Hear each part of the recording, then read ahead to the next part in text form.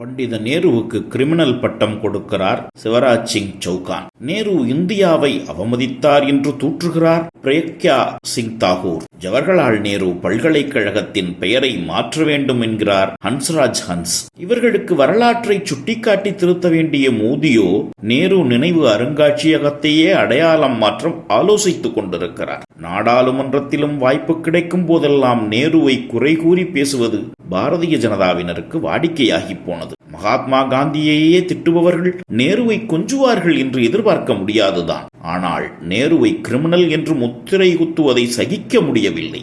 நேரு இந்தியாவை அவமதித்தவர் என்று தூற்றுவதை எளிதாக நாம் கடந்து செல்ல முடியவில்லை. இப்போது அல்ல, 1955 ஆண்டே நேருவை ஹிட்லரோடு ஒப்பிட்டு கட்டுரை எழுதி தூற்றியது ஆர்கனைசர் இதழ். அதே ஆர்கனைசர் தான் அதற்கு 6 ஆண்டுகளுக்கு முன்னால் நேருவை இந்தியாவை காக்க வந்த விடிவெள்ளி என்று பாராட்டி தள்ளியது. ஏன், 1949 ஆண்டில் அமெரிக்காவுக்கு அரசு முறை பயணமாக நேரு சென்றபோது அவருக்கு 60வது பிறந்த நாள் வந்தது. அப்போதுதான் ஆர்கனைசர் இதழில் நேருவை பாராட்டி 4 பக்கத்துக்கு கட்டுரை எழுதியது RSS. நேரு இந்தியாவை சிறப்பாக வழிநடத்துகிறார், இந்திய மக்கள் அவரை வெகுவாக விரும்புகிறார்கள் என்று வரிக்கு வரி வஞ்ச புகழ்ச்சி செய்தார்கள். அதற்கு பின்னால் இருந்த காரணத்தை ராமச்சந்திர குஹா ஒரு கட்டுரையில் விளக்கினார். காங்கிரஸ் அவர்களுக்கு இனித்த காலம் அது. அவர்கள் காங்கிரஸில் ஐக்கியமாக துடித்துக் கொண்டிருந்தார்கள்.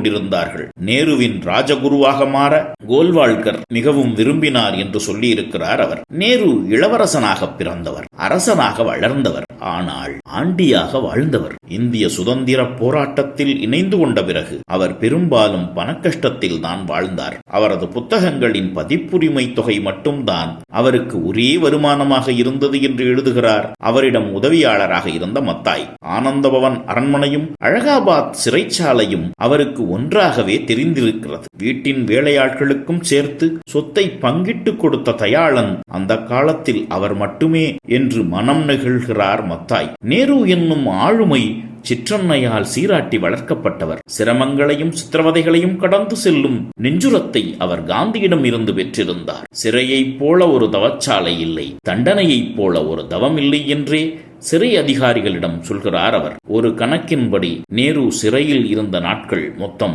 3262. கிட்டத்தட்ட 9 வருடங்கள் அவர் நாட்டுக்காகவும் நாட்டு மக்களுக்காகவும் சித்திரவதையை அனுபவித்திருக்கிறார். சிறையில் கழிந்தது அவரின் இளமை.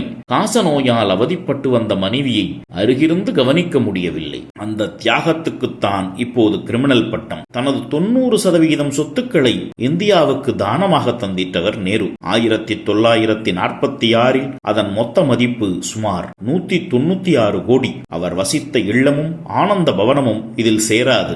அவற்றின் இன்றைய மதிப்பு 12,000 கோடி முதல் 49,000 கோடி வரை கணிக்கப்படுகிறது. இந்த தேசத்தை கட்டமைக்க தனது ஆஸ்திகளை அள்ளித்தந்தவருக்கு இன்று கிரிமினல் பட்டம். இந்தியா வித்தியாசமான நாடு. இங்கே 20 மொழிகள், 200 இனங்கள், 2000 சாதிகள். இதை வேற்றுமையில் ஒற்றுமை என்று நாம் வெளியே வேண்டுமானால் பெருமாயாக சொல்லிக் கொள்ளலாம். ஆனால் உள்ளுக்குள் அது ஆண்டாண்டு காலமாக சமத்துவத்தை சூழ்ந்து சுட்டெரிக்கும் கொடு நெருப்பாகவே இருந்து கொண்டிருக்கிறது. அந்த காலங்களில் இந்த நெருப்பு இன்னும் உக்கிரமாக எரிந்து கொண்டிருந்தது. அப்போது மட்டும் அனைவருக்கும் பங்களிப்பதே உண்மையான ஜனநாயகம் என்ற எண்ணத்தை உள்ளத்தில் சூடிய நேரு என்னும் தலைவன் நம்மிடம் வந்திருக்காவிட்டால் இந்தியா உள்நாட்டு போர்களால் உருக்குலையும் இன்னொரு ஆப்பிரிக்க நாடாக மாறியிருக்கும். அத்தகைய மனிதனுக்கு இவர்கள் கொடுக்கிறார்கள் கிரிமினல் பட்டம். நேருவை பொறுத்தவரை அவரது கொள்கை முடிவுகள் இன்று விவாதிக்கப்படலாம். ஆனால் நவீன இந்தியாவின் அடித்தளத்தை அமைத்ததில் அவரது பங்கு